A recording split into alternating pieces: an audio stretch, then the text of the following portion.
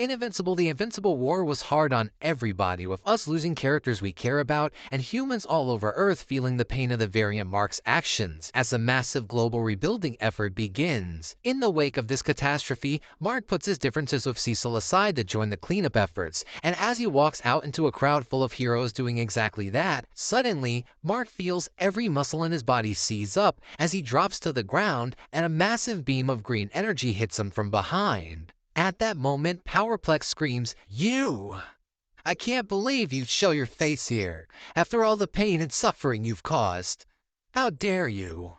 As who knows how many millions of volts pass through Mark's body, Powerplex keeps screaming, saying, "Finally! At long last you'll die for what you've done, bitch!" Finally having time to react, Cecil screams, "Where did he come from?" Being out of the loop, no one realized that this man was actually an escaped convict, given the fact that he's literally dressed as a superhero. But if we go back a bit in the comics, he actually did escape during the madness of the Invincible War, despite the fact that Wolfman tried to stop him and many other inmates from doing so. It's at that time where a hero named Badrock takes notice, and along with a team from another superhero comic, Capes, he heads towards Powerplex trying to save Mark, but at first they only make things worse.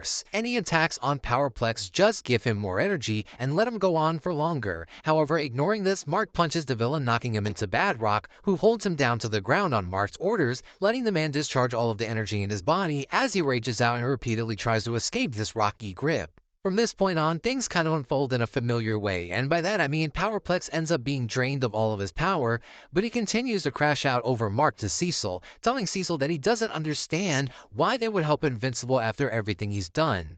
Look around.